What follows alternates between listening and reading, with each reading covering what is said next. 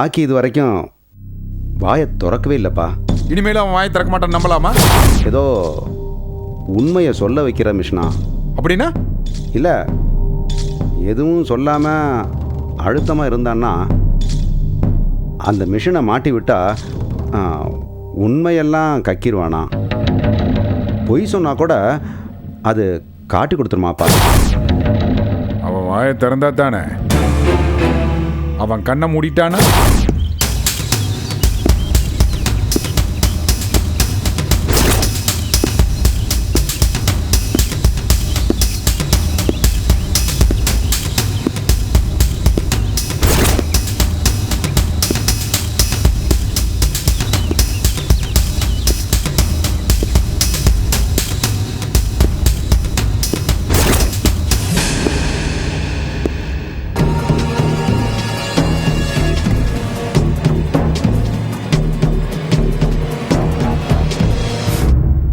Open பண்ணுங்க.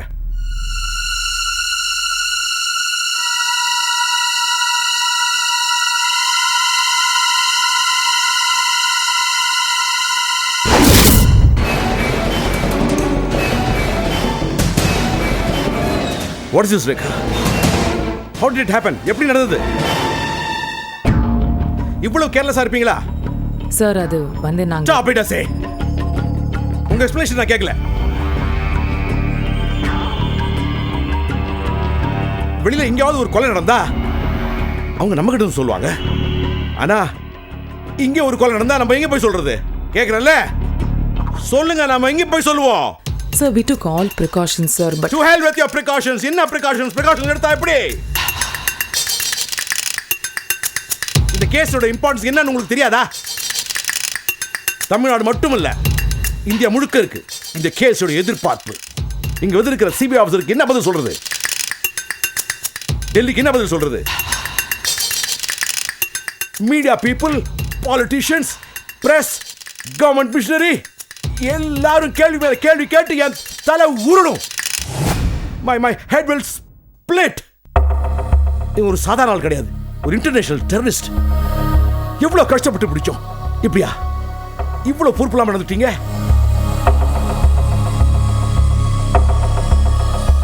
Sir இப்போ என்ன பண்ண போறோம்? நான் கேட்டே இருக்கிறேன், ஒன்னும் பதில் சொல்லாம நிக்கிறீங்க பொம்மைங்க மாதிரி. Are you stooges? Are you all dolls? Disgraceful. Disgraceful. இத பாருங்க, I am not going to leave you. உங்களெல்லாம் சும்மா விட போறதில்ல. I'm going to place you all under suspension. ஒரு சென்சேஷனல் கேஸ் எப்படி டீல் பண்றது, இன்ட்ராகேஷன் பண்றது இப்படியா? இதான் இன்ஸ்ட்ரக்ஷன் கொடுத்தேன் நான் உங்களுக்கு. ரொம்ப ஜாக்கிரதையா, சீக்கிரட்டிவா, யாருக்கும் தெரியாம இந்த இன்ட்ராகேஷன் நடத்தணும். உண்மைகளை வரவழைக்கணும்னு சொல்லி தானே சொன்னேனா? சொன்னீங்க, எவ்வளவோ இன்ஸ்ட்ரக்ஷன் சொன்னீங்க, எக்ஸ்பிளேஷன் சொன்னீங்க. நானும் ஓகே ஓகே ஓகேன்னு கேட்டு தான் இருந்தேன். வேற வேலை, வேற ஏதாவது கேள்வி, வேற ஏதாவது தப்புன்னா நான் ரைட், அவங்க தான் தப்புன்னு சொல்லி பிடிவாதமா சொல்றீங்கல்ல, இதெல்லாம் நான் எங்க போய் சொல்றது?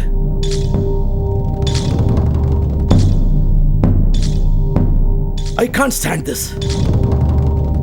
என்னால இது ஒத்துக்கொள்ளவே முடியாது.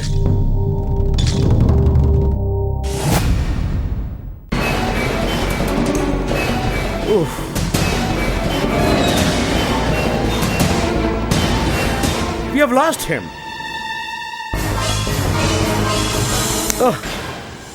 Efforts எல்லாம் வீணா போச்சு. இன்ஃபர்மேஷன் வீணா போச்சு. ஃபியூச்சர் டிடெக்ஷன், ஃபியூச்சர் வீணா போச்சு.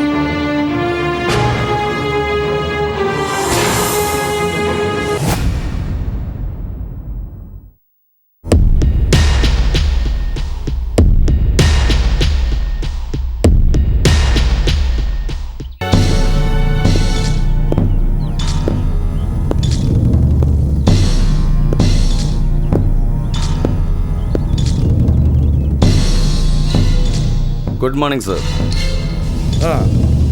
என்ன சார் ரொம்ப நிம்மதியாக இருக்கீங்க போல இருக்கு?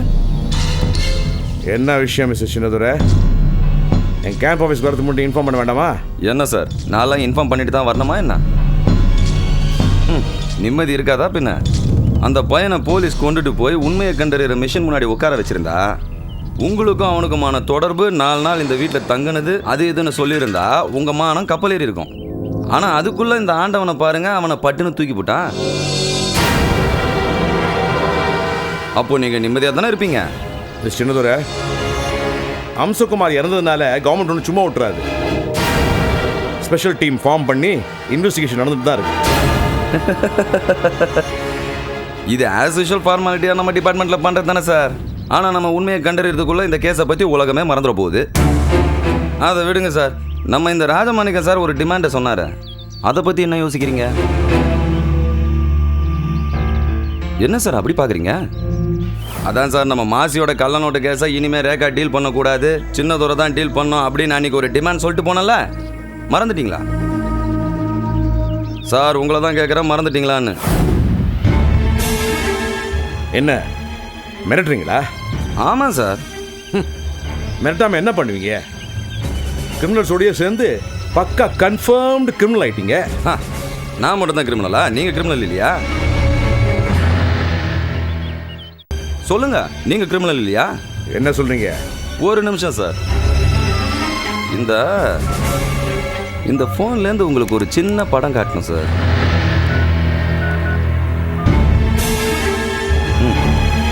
இதுல சில படங்கள்லாம் வரும், பாருங்களேன்.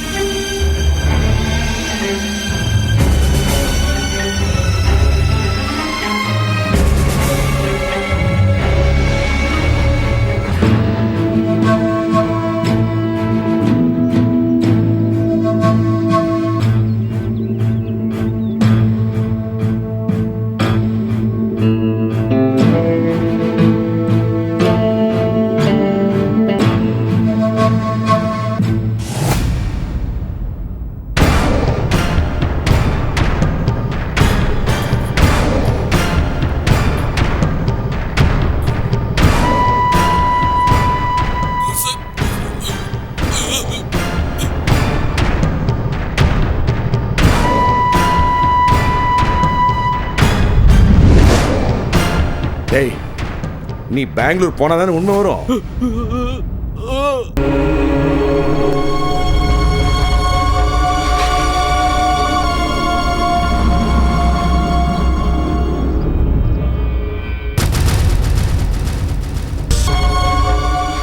என்ன சார், ஆண்டவன் தூக்கிட்டான்னு சொன்னானே, ஆண்டவன் தூக்குனானா இல்லை நீங்க தூக்குனீங்களா?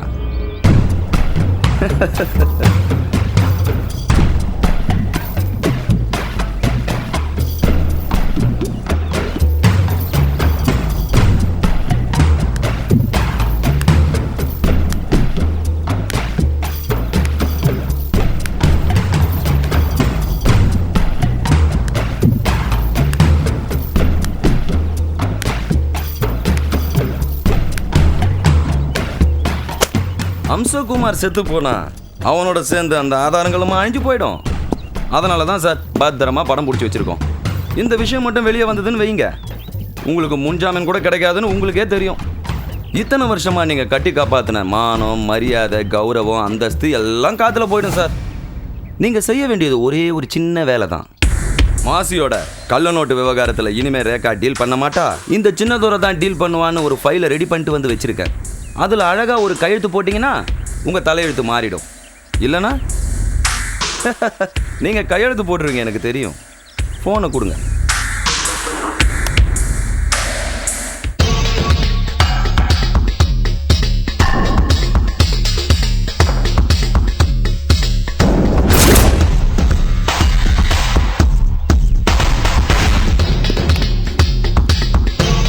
ஃபோனை கொடுங்க சார். மிஸ்டர், இந்த எவிடன்ஸ் வச்சு தானே பேசுறீங்க. Now the ball is in my court.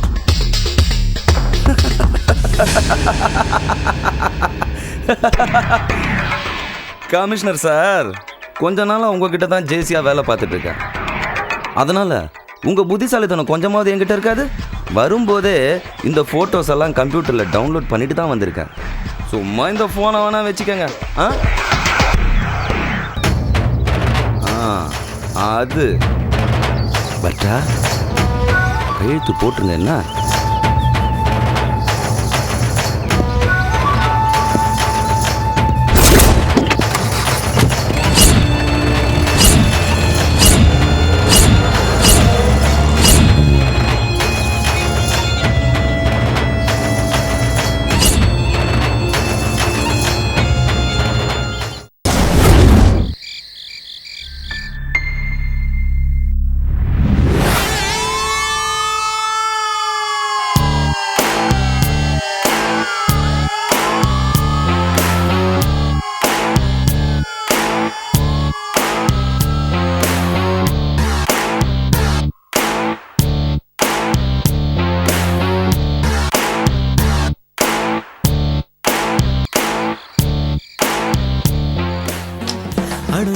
இப்போ எனக்கு வேணும் அஞ்சல அவ இல்ல இல்ல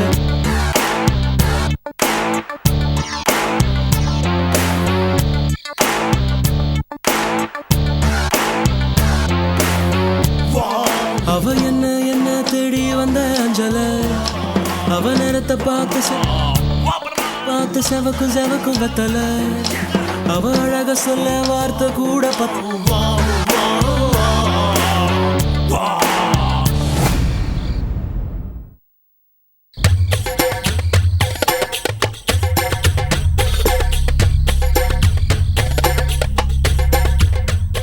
அவ என்ன என்னல அவ பத்தல அடு இப்போ எனக்கு சார் ப்ளீஸ் கட் பண்ணிடாதீங்க. நான் என்ன தப்பு சார் செஞ்சேன்? என்ன எதுக்காக அவாய்ட் பண்றீங்க? சொல்லுங்க சார். பார்ட்டின்னு சொல்லி டின்னருக்கு வர வச்சு ரூம் புக் பண்ணது தப்பா சார்? சார் எனக்கு உங்களை ரொம்ப பிடிச்சிருக்கு சார். விக்கத்தை விட்டு சொல்கிறேன் சார். உங்களை எனக்கு பிடிச்சதுனால தான் உங்களுக்கு ஏதாவது பரிசு கொடுக்கணும்னு ஆசைப்பட்டேன். ஆனால் உங்கள் அளவுக்கு எனக்கு வசதி இல்லை சார். அதுக்காக என் மனசுக்கு பிடிச்ச உங்களுக்கு எந்த பரிசும் கொடுக்காம இருக்க முடியாது சார். உங்களுக்காக என்ன கொடுக்கலான்னு யோசிச்சப்பதான் என்னையே கொடுக்கலான்னு நான் முடிவு பண்ணேன் சார். அதுக்காக தான் ஹோட்டலில் ரூம் புக் பண்ணேன். எங்கே உங்களுக்கு இந்த விஷயம் தெரிஞ்சா வரமாட்டீங்களோன்னு தான் உங்ககிட்ட பார்ட்டின்னு போய் சொன்னேன் சார். நான் பண்ணது தப்புன்னா என்னை திட்டுங்க, ஏன் 4 அடி கூட அடிச்சிடுங்க, நான் சந்தோஷமாக ஏற்றுக்கிறேன் சார். ஆனால் என்னை அவாய்ட் பண்ணுறதுக்காக ஆஃபீஸ்க்கெல்லாம் லீவ் போட்டுட்டு வீட்டில் இருக்காதீங்க சார் ப்ளீஸ். சத்தியமாக சொல்கிறேன் சார். உங்களை பார்க்காம எனக்கு சாப்பிட பிடிக்கல, தூங்க பிடிக்கல, ஏன் வாழவே பிடிக்கல சார். நீங்கள் கண்டிப்பாக நாளைக்கு ஆஃபீஸ் வரணும் sir. Hello hello Mala Mala please. என்ன ஈஸ்வர் 2 நாள் ஆஃபீஸ் வரல, உடம்பு சரியில்லையான்னு கேட்குறாங்களா மாலா? ஆமாம் அதான். ம் ஆமாம், அவங்களோட ஹஸ்பண்ட் என்ன அப்படியே தான் இருக்காரா? தெரியலன்னா அதை பற்றி நானும் கேட்டுக்கல, அவங்களும் அதை பற்றி ஒன்றும் சொல்லலை. என்ன கேட்டிங்கன்னா அவர் அந்த மாதிரி பிஹேவ் பண்ணிட்டு இருந்தாருன்னா பெஸ்ட்டு டைவர்ஸ் பண்ணிட வேண்டியதான். அதெல்லாம் நமக்கு தேவையில்லாத விஷயம். சரி சாரி. பை தி வே, அன்றைக்கே நான் கேட்கணும்னு நினச்சேன், மறந்துட்டேன். அந்த பார்ட்டின்னு சொன்னீங்களே, அது ஹோட்டல் பிருந்தாவனில் தானே? ஆமாம், உனக்கு எப்படி தெரியும்? அது நான் ஒரு இன்வெஸ்டிகேஷனுக்கு அங்கே போயிருந்தேன். அப்போ உங்களோட கார் பார்க்கிங் லாட்டில் இருந்துச்சு. அப்போவே கேட்கணும்னு நினச்சேன். அப்புறம் இன்வெஸ்டிகேஷனில் ஒரு பிரச்சனை ஆயிடுச்சு, நான் வெக்ஸ் ஆகிட்டு மறந்துட்டேன். சரி. பை தி வே, அடுத்த வாரம் மாசியோட கேஸு ஹியரிங்க்கு வருது. என்கிட்ட எல்லா எவிடன்ஸும் பக்காவாக இருக்குது. அட்லீஸ்ட் 10 வருஷமாவது உள்ளே போகிறோம். ஆக்சுவலாக பார்க்க போனால் அது அவனுக்கு ரொம்ப கம்மி. பட் என்ன பண்ணுறது அது. ஈஸ்வர்,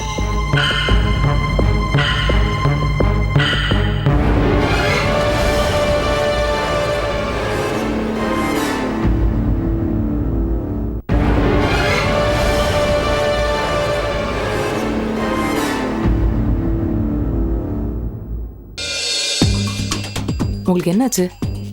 என்ன இல்லை, மாசிக்கு அட்லீஸ்ட் 10 வருஷமாவது தண்டனை கிடைக்க போகுதுன்னு சொல்கிறேன். நீங்கள் கண்டுக்காமல் அசால்ட்டாக போயிட்டே இருக்கீங்க. அதுக்கு என்ன இப்போ? என்ன ஈஸ்வர் இப்படி பேசுகிறீங்க? நீங்கள் தான் போய் மாசியை கத்திருக்கீங்க, அவனுக்கு தூக்கு தண்டனை வாங்கி தரணும்னு சொல்லியிருக்கீங்க. இப்போ எப்படி? அவனால தான் Kirupa. Rekha, let the law take its own course. நீ சொல்கிற மாதிரி அவனுக்கு 10 வருஷம் தண்டனை கிடைக்குமான்னு எனக்கு தெரியல. அப்படியே கிடைச்சா கூட என்ன பண்ண போகிறான்? அவனுடைய பொலிட்டிக்கல் இன்ஃப்ளூயன்ஸ் யூஸ் பண்ணி 1 வருஷம் 2 வருஷத்துக்கு வெளில வர போகிறான். இதை நாம் எதிர்பார்த்து ஏமாறுறது தான் மிச்சம். நடக்கிறது நடக்கட்டும், விட.